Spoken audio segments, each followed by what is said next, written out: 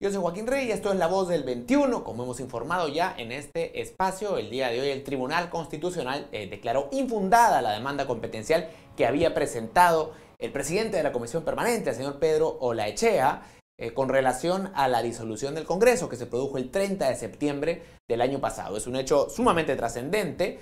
El Tribunal Constitucional básicamente está avalando esta decisión de disolución del Congreso y por supuesto es una decisión que ha generado polémica. Al interior del propio Tribunal Constitucional hubo opiniones divididas, 4 contra 3, pero lo cierto es que ya hay un fallo. Y hasta hora de la tarde hemos tomado contacto telefónico con el doctor Omar Cairo, abogado constitucionalista, para conocer su reacción respecto a este tema. Doctor Cairo, ¿cómo está? Buenas tardes. Buenas tardes. ¿Cuáles son sus primeras reacciones luego de conocer este fallo del Tribunal Constitucional? En primer lugar, creo que es una sentencia que coloca las cosas jurídicamente en su lugar. La disolución del Congreso fue plenamente constitucional porque se hizo ante el hecho que el Congreso había rechazado una segunda cuestión de confianza planteada dentro del periodo 2016-2021. Esta cuestión de confianza fue rechazada por una conducta manifiesta del Congreso y el hecho que no haya habido una votación no desmiente la realidad de que lo que pidió el presidente del Consejo de Ministros bajo cuestión de confianza, es decir, que se paralice el procedimiento de nombramiento de jueces del Tribunal Constitucional y que se reforme el artículo 8 de la Ley Orgánica del Tribunal Constitucional, no fue aceptado por el Congreso, porque el Congreso hizo exactamente lo contrario.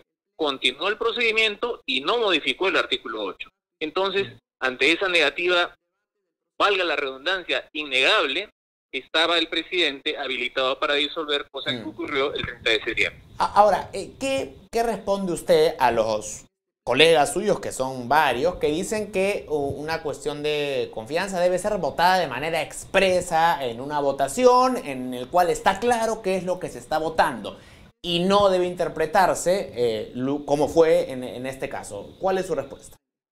Sí, yo creo que en el derecho constitucional debe primar la perspectiva de la realidad, y contra eso lo que se ha dicho son dos cosas. Una, que como el reglamento del Congreso dice que la cuestión de confianza se vota, entonces hay que interpretar la Constitución de esa manera.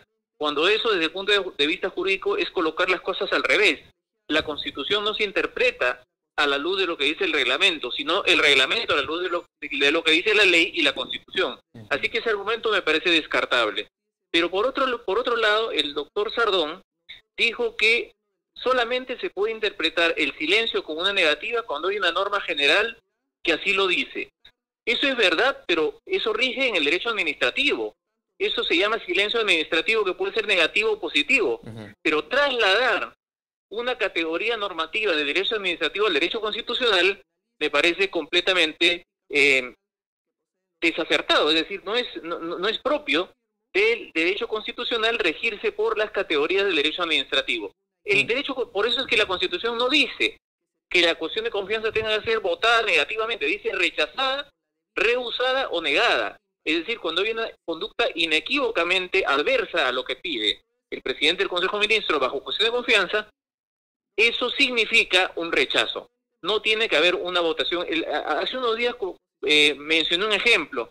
¿Qué pasa si el presidente del Consejo de Ministros pide una medida, pide que se apruebe una ley, y los congresistas simplemente se retiran del hemiciclo?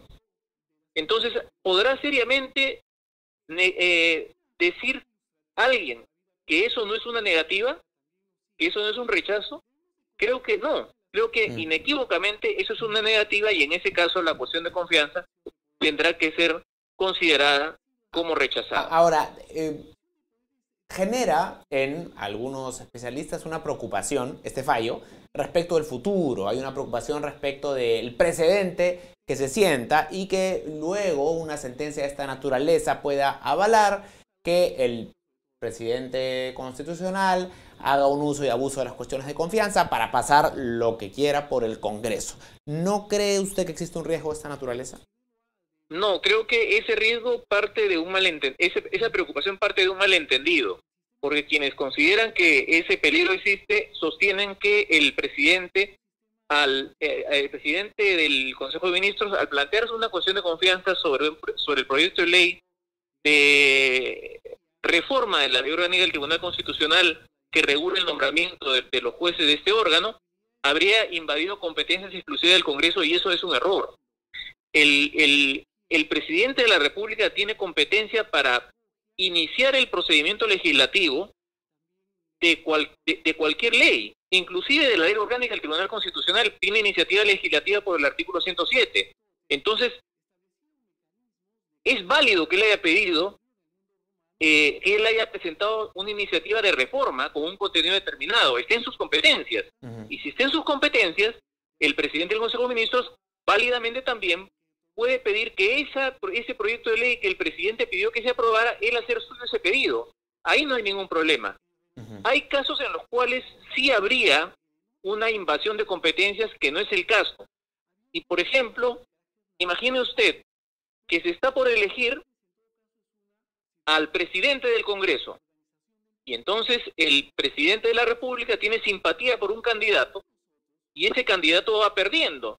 El presidente del Consejo de Ministros no se puede presentar al hemiciclo y decir: pido que se elija al segundo, o sea, que se cambie, que cambien su voto los que empiecen a votar para que el segundo gane, y hago cuestión de confianza de eso, porque ahí estaría interfiriendo con una decisión que es propia exclusiva del autogobierno del Parlamento.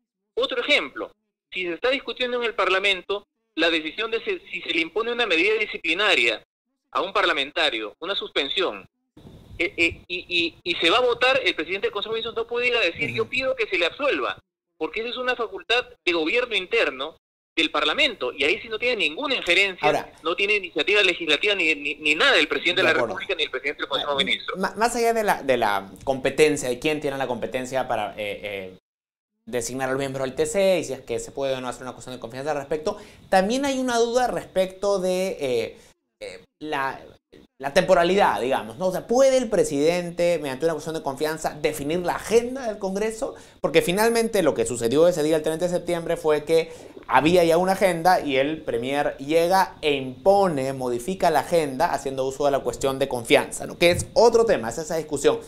¿Puede hacer eso? Ahí hay un error, porque la agenda ya estaba modificada y aún lo habría seguido estando aun cuando no se hubiera hecho cuestión de confianza, porque el proyecto del poder del presidente tuvo la indicación de urgencia, y el artículo 105 de la Constitución dice: cuando el presidente de la República presenta un proyecto de indicación de urgencia, el Congreso está obligado a darle preferencia. Lo que hizo Del Solar fue decir: por favor, cumplan con lo que manda la Constitución y paralicen el trámite y denle preferencia y discutan y aprueben el proyecto de modificación de la ley orgánica. Dar preferencia significa postergar todos los otros temas y priorizar ese. Esa es la lectura que tiene usted. Exactamente. Otra cosa no significa la preferencia. Imagínense que preferencia significa estar en cuarto lugar. Preferencia es estar en primer lugar en el trabajo parlamentario. De acuerdo. Finalmente, hay también una preocupación en torno a la naturaleza de este fallo. ¿Es un fallo político, cree usted? Porque, digamos, puede explicarse por las posturas políticas o ideológicas de los miembros del TC que han votado en un sentido o en el otro, ¿o es un fallo que está basado en interpretación doctrinaria, digamos? No, yo creo que está basado en interpretación doctrinaria, y ya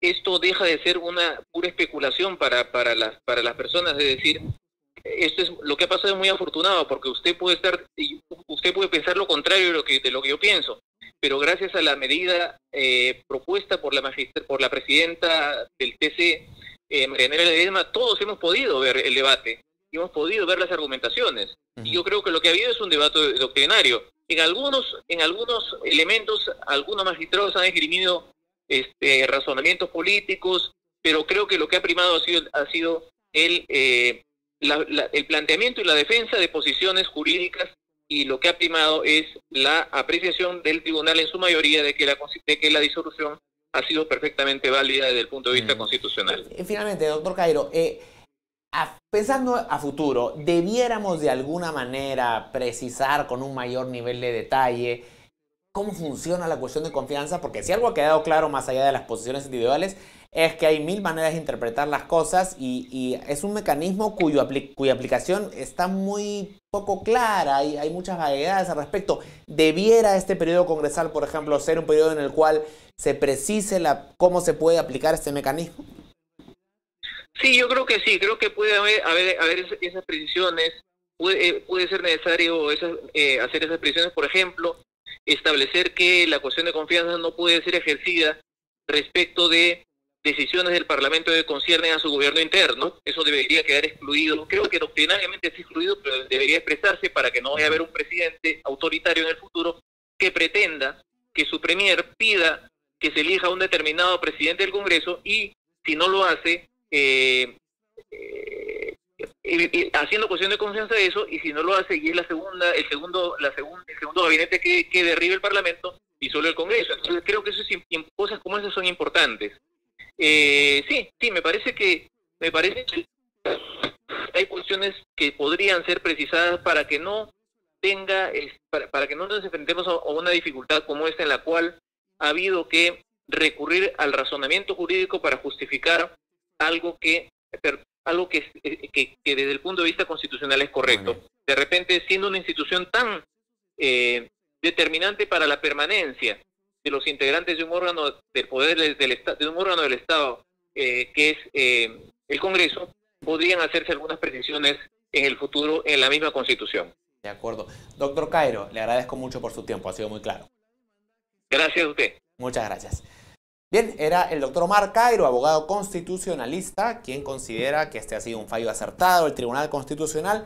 Reiteramos el día de hoy, el TC desestimó la demanda competencial presentada por el presidente de la Comisión Permanente del Congreso, el señor Olaechea, con lo cual se avala la disolución del Congreso del pasado 30 de septiembre del 2019. Esta es una noticia en desarrollo, más información en nuestra página web. Y por supuesto mañana todo el detalle, el análisis y la opinión en nuestra edición impresa de Perú 21. Con permiso.